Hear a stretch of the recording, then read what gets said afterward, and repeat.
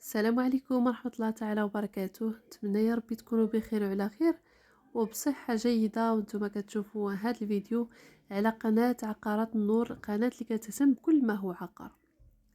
فبسم الله على بركة الله. هنا الفيديو غير توصلت به ديال هاد الشقة هذه اللي معروضة للبيع. هاد الشقة هذه كتواجد في مدينة سلا، وبالضبط في ابواب سلا او الضحى اللي كاين على طريق نطرة، قريبه بزاف من جهه طريق نطرة. كطل على الفيلات، يعني قريبه للمواصلات، قريبه للطاكسيات والطوبيسات، يعني من جهه طريق نطرة. وبالضبط حدا مدرسه لاله سكينه، مدرسه بريفي اللي كاينه في الضحى ديال لاله سكينه، قريبه ليها بزاف هاد الشقه هذه اللي كتواجد في الطابق الثالث. فبسم الله على بركة الله، هذا هو المدخل ديال الشقة، الطابق الثالث. على الدخله كنلقاو الباب ديال سيكوريتي ديال الحديد، وعاد الباب ديال الخشب. هنا بالنسبه لهاد هذا صالون على الدخله ديال الشقه. هذا صالون.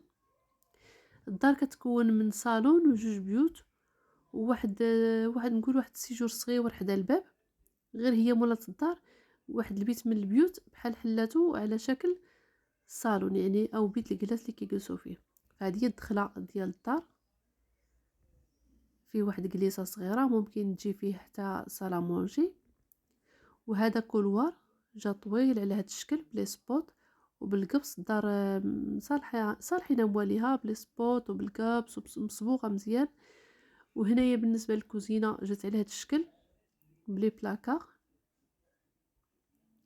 بالنسبه للواجهه، واجهه قبليه مشمشه، الدار مضويه تبارك الله. الطابق كما قلت لكم الثالث.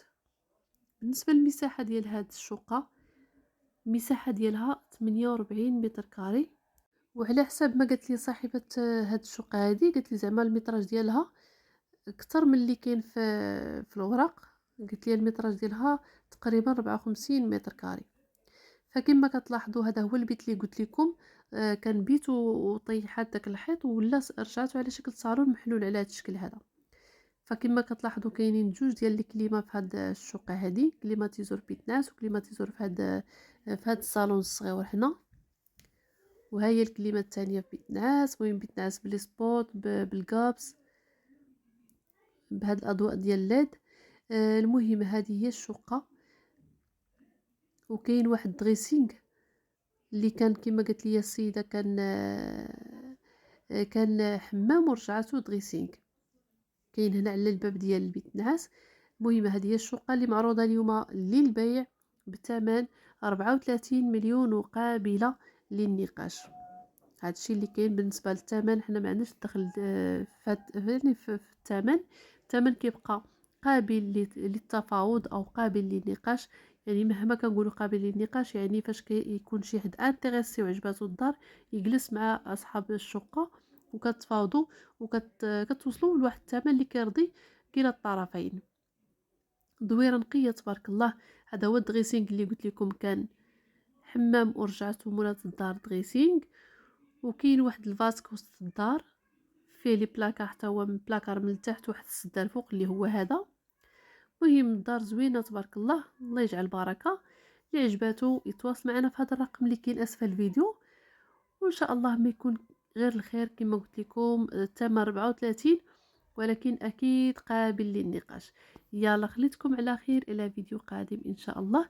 ما تنساوش تدعمونا باللايك للفيديو والاشتراك في القناه والبارطاج الفيديو مع الحباب والصحاب. يلا.